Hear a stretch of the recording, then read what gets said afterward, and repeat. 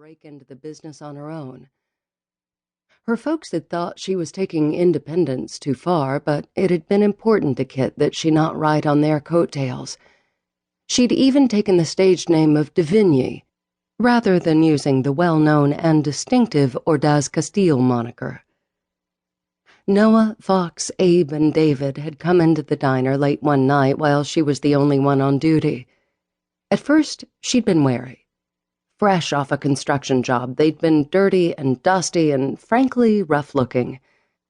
But then she'd realized the four were composing a song together, one of them drumming his fingertips on top of the table, while another one sang softly, with interruptions from the others about cadence and rhythm. Smiling as she realized they were just like her, striving to make it, she told the group they didn't have to be quiet since it was only the five of them in the diner.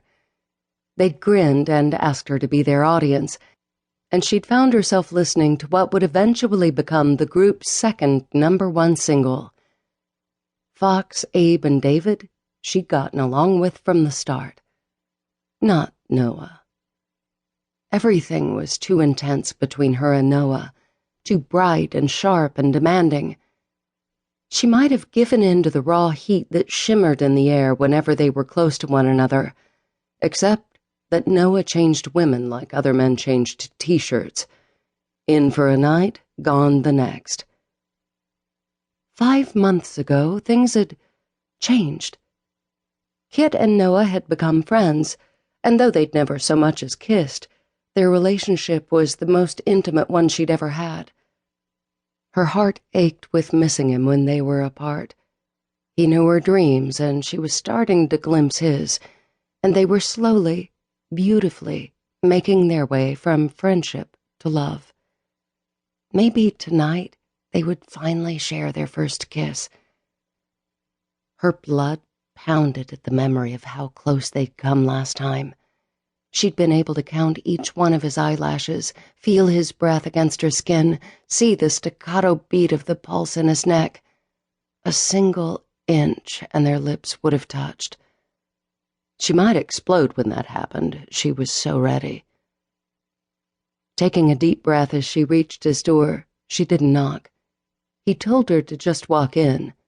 The last time she'd knocked, he'd still been in the shower, cleaning up after the show, and she'd ended up going in on her own anyway.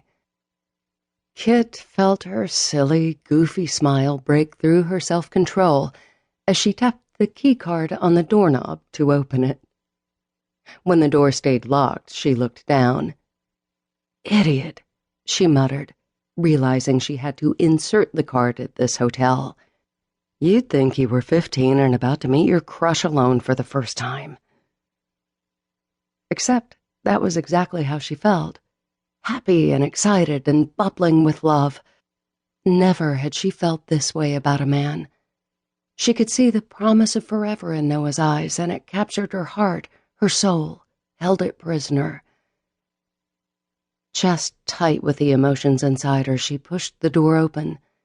Music filtered out, low and lazy. Her smile grew deeper. There was always music around Noah. Even when he was reading a book, he told her he had music on in the background. "It's like another heartbeat," he'd said to her once. "I miss it when it's not there, even though I might not consciously notice it when it's present." That made so much sense to her, gave her another insight into his mind. About to call out his name as she stepped into the living area of the suite, something made her stop. Dread coalescing into a dark and viscous intruder in her gut. The lights were on, the music was on, and she could see the remnants of a room service tray, so Noah was around, but that was when she saw what her subconscious had already noted and processed. A high-heeled shoe lay on the carpet by the room service tray.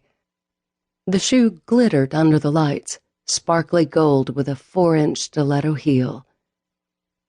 At that instant, it felt as if that heel were embedded in Kit's chest, the pain of it burning and burning.